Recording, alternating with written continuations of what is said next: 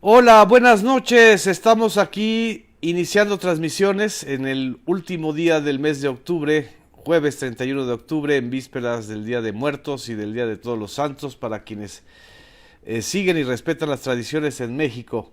Pero también es el día de todos los cuestionamientos y de toda la información que surgió en dos conferencias matutinas, la del día de ayer, 30 de octubre, cuando se dio a conocer toda la información que el ejército tenía a su disposición sobre la línea del tiempo del operativo en Culiacán, realizado el 17 de octubre. Incluso presentaron el video donde se escucha claramente a Ovidio Guzmán López, hijo de El Chapo Guzmán, pues parar o frenar las reacciones del cártel de Sinaloa que generaron el absoluto terror en Culiacán. Y una serie de informaciones y de detalles que no se conocían y que se dieron a conocer apenas el 30 de octubre, 13 días después del polémico operativo que fue suspendido por el Gabinete de Seguridad para evitar una masacre mucho mayor de lo que se veía venir. Y el día de hoy, hoy jueves 31 de octubre, la conferencia matutina fue todavía más intensa, más vehemente, más polémica, por llamarla de alguna manera, entre el presidente, el secretario de la Defensa, el general Luis y el secretario de Seguridad Pública, Alfonso Durazo. Esta conferencia matutina de hoy va a dejar muchas piezas sueltas, muchos elementos que hay que analizar, y creo que es importante que nosotros podamos comentar, analizar y sobre todo documentar buena parte de lo que sucedió en esta conferencia matutina, en las dos de hecho, para tener una valoración de lo que es quizá el desafío más importante, no del gobierno, no de la sociedad, del Estado mexicano, el desafío del crimen organizado, este desafío, esta cabeza de hidra que prácticamente ha dominado la vida política y la vida social de buena parte del territorio nacional en los últimos 12, 15 años, 18 años tal vez. El general Luis Sandoval, perdón por el lapsus de la información. Pero bueno, vamos a comentar sobre todo esto esta noche. Muchas gracias a los que se están sumando, a quienes están mandando sus comentarios, a Rosa Macías, que nos está escribiendo desde Culiacán. ¿Cómo está Culiacán después de lo ocurrido el 17 de octubre? Muchas gracias a Lula Maga. A Frida Guerrera, gracias y saludos a ti también. Desde Zacatecas, Edith Cárdenas nos está escribiendo. Mari Carmen Ortiz, buenas noches. Elisa Pedraza dice, ¿cuándo íbamos a ser informados de estos operativos así como el día de hoy? Ruth Saraí Evangelista me manda saludos desde Minneapolis. Desde Culiacán dice nuestra amiga que está la población, o ella por lo menos, apoyando al gobierno de Andrés Manuel López Obrador, igual que Mari Cortés, igual que Silvia Chivis. Buenas noches, Erwin Pineda. ¿Por qué crees que dio a conocer el nombre que ordenó el operativo? Pues porque se lo preguntó una reportera. En fin, han estado... vamos a ver este falso debate de si se debió o no dar el nombre del teniente coronel Juan José Verde, que es el responsable del operativo. Se dio a conocer porque fue una pregunta expresa de una reportera en la conferencia matutina. Entonces, si responde mal, porque supuestamente da a conocer el nombre de alguien que puede ser afectado. A ver, no nos hagamos tontos. El crimen organizado sabía desde hace mucho tiempo el nombre del responsable del operativo. Pero me llama todavía más la atención que el señor Felipe Calderón y esta serie de réplicas y de replicantes que tiene en las redes sociales y en los medios de comunicación masivas estén cuestionando el darse a conocer el nombre del responsable del operativo. A ver, el responsable del operativo en el sitio, que fue el teniente Juan José Verde, está bastante bien, pues digamos que protegido por la propia institución a la que pertenece, que es el ejército. Pero yo no sé por qué el señor Felipe Calderón, expresidente de este país, que hizo varios operativos fallidos, que tuvo varias operaciones en donde hubo masacres muy delicadas y muy fuertes, con el pretexto de atrapar a narcotraficantes o a líderes de los cárteles. También él dio a conocer, por ejemplo, cuando, si ustedes recuerdan, en 2009, en el operativo en el que muere Arturo Beltrán Leiva, dio a conocer que murió el infante de Marina Melquisedec Angulo Córdoba. Incluso le hizo honores y estuvo toda la familia. ¿Y no puso en riesgo a la familia de Melquisedec Angulo Córdoba el señor Felipe Calderón? ¿Por qué mide con un rasero y a su oponente, en este caso al gobierno de Andrés Manuel López Obrador, y no midió las consecuencias de lo que hizo? ¿Por qué está tan, digamos que intensamente indignado el señor Felipe Calderón, sus seguidores y replicantes en redes sociales, cuando él mismo tuvo varios operativos fallidos, empezando por el operativo que inició toda la guerra contemporánea contra el narco, que fue el operativo Michoacán? Nunca pudieron desmantelar a los cárteles, al contrario, los fragmentaron. Y no recordará que el 7 de octubre del 2002, ahorita que estoy viendo mis apuntes, supuestamente detienen a Heriberto Lascano, el Lasca, líder de los Zetas, en un operativo realizado en el Progreso, Coahuila, y supuestamente fallece Heriberto Lascano y el cuerpo de el Lasca, uno de los hombres más buscados por la DEA, por el gobierno de Felipe Calderón, fue robado de una funeraria. Ya no nos acordamos de eso. ¿Y cuántos muertos, cuántas masacres no se hicieron en nombre supuestamente de la eficacia de la guerra, de la lógica bélica que tuvo el gobierno de Felipe Calderón? ¿Cuántos muertos no hubo en Ciudad Juárez por supuestamente limpiar la plaza y entregársela a otro cártel? ¿Cuántos muertos no hubo en Monterrey, en la segunda ciudad más importante de este país, justamente por la lógica fallida del gobierno federal de entonces, de Felipe Calderón, para supuestamente desmantelar al cártel de los Zetas? ¿No se acuerdan de el incendio en el Casino Royal provocado por el cártel de los Zetas el 29 de agosto de 2011, cuando 52 personas murieron asfixiadas ante el ataque del cártel de los Zetas y ante la presunta corrupción de los propios alcaldes panistas vinculados al gobierno de Felipe Calderón en Monterrey? ¿De qué estamos hablando entonces? Este paréntesis lo hago para decir claramente que esta cabeza de hidra, que es el narcopoder, que es el narcotráfico, no se va a solucionar a tuitazos o con llamados histéricos en las redes sociales, mucho menos con invenciones o sobredimensionamiento. La cabeza de la hidra está muy, muy profundamente integrada al cuerpo social de algunas entidades, como en el caso de Sinaloa.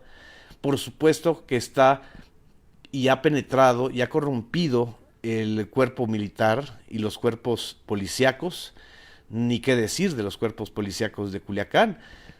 ¿Por qué no cuestionamos el papel de la policía estatal que se ausentó en el operativo de ese 17 de octubre? No podemos simple y sencillamente poner en términos absolutos de bueno o malo, eficaz, ineficaz, correcto o incorrecto, lo que es un desafío de todo el Estado mexicano.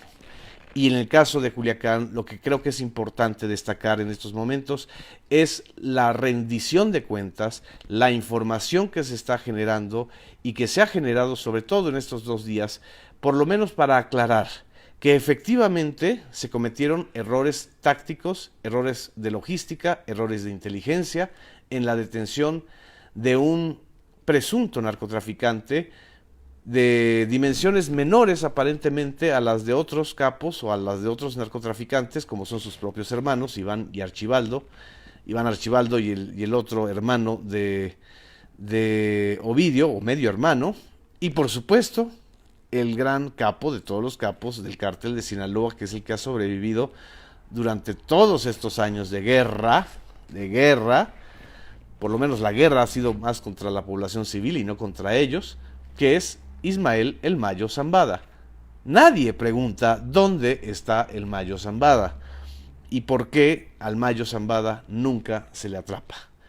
En fin, estas preguntas son realmente las que nos llevan a la dimensión mucho más delicada y mucho más tremenda del crimen organizado.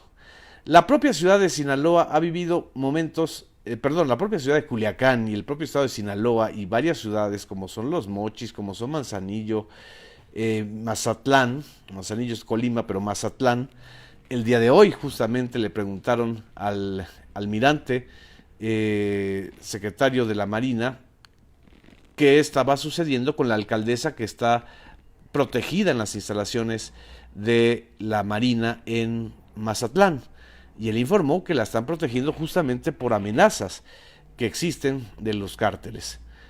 En fin, estamos ante un episodio que vale la pena valorar en términos informativos, en términos de rendición de cuentas, y en este operativo que ha sido cuestionado y que ha sido informado, lo que realmente debe importarnos es tener la certeza de que aquí no se va a privilegiar las matanzas, ni se van a privilegiar la lógica de guerra o la lógica bélica con tal de atrapar o de matar a presuntos delincuentes. Porque aún siendo delincuentes, aún siendo lo que sean, ellos tienen derechos. Ellos tienen que ser detenidos sin ser ni asesinados, ni torturados, y mucho menos tratados como si fueran trofeos de caza, como el propio Felipe Calderón hizo con varios de ellos. En fin, esta es una reflexión que quiero dar y compartir con ustedes este día, después de estas 2 conferencias matutinas tan intensas, tan importantes. Aquí estoy viendo sus comentarios y estoy viendo cómo están reaccionando varias amigas y amigos de los que normalmente nos están siguiendo en estos videoanálisis. Gracias a María Elena Villanueva por estar aquí, a Marisela, a Socorro Barrera, muchas gracias, buenas noches, saludos desde Cuautla. Carmen Rojas Treviño dice, mi opinión es fundamental para entender lo que está sucediendo, muchas gracias. Juan Carlos Mora, es muy triste que los contrapesos no se den en los partidos políticos de oposición. Feliciano Saúl Cortés, desde Tláhuac, me manda saludos, muchas gracias. Saludos desde Monterrey a Ricardo. Eva Galván también me manda saludos. Aquí estoy viendo una crítica a los reporteros de la conferencia matutina. Voy ahorita al tema del papel de los medios. Mientras vamos a tomar un sorbito de café. Lo que sucedió el día de hoy en la conferencia matutina fue un ejercicio que no hemos visto ni estamos acostumbrados los mexicanos a ver de manera directa, sin censura, sin cortes, sin aspavientos. Fue el ejercicio directo del debate entre periodistas y el presidente de la República, el secretario de la Defensa, el almirante de la Marina y el titular de la Secretaría de Seguridad Ciudadana, Durazo, que también compareció el día de hoy en la Cámara de Diputados. Este ejercicio que a tantos les alarma, en realidad es muy sano y es un despresurizador muy importante. Es un ejercicio sano porque, por un lado, llevó al presidente de la República a aclarar, a desmentir y a señalar las fake news o las mentiras que se publicaron desgraciadamente por varios medios. Como una de estas, la fotografía en donde supuestamente disfrazan a Ovidio Guzmán de militar para sacarlo. Esto nunca fue así. El periódico que lo publicó lo retoma de las redes sociales. Fue una fotografía ampliamente difundida en ese día. Y bueno, nunca se rectificó por parte del medio que publicó esta información o de los medios que publicaron esta información.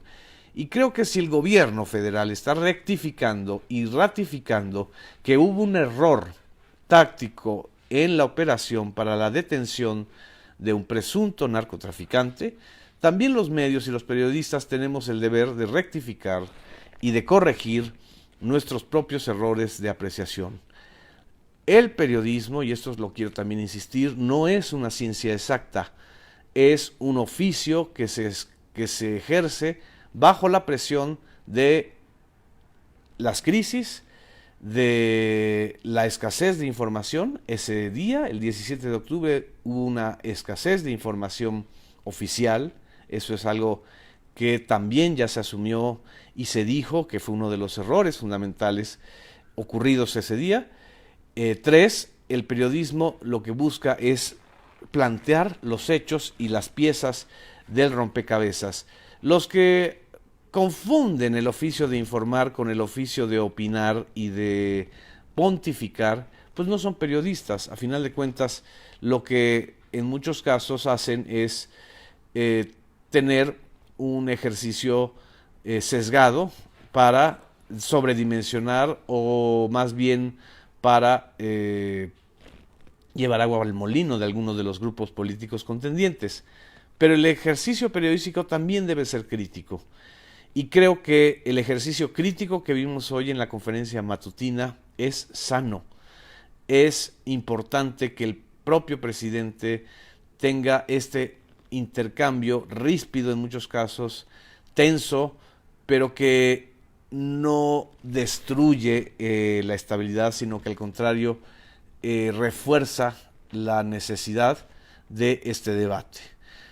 Los periodistas no son los responsables.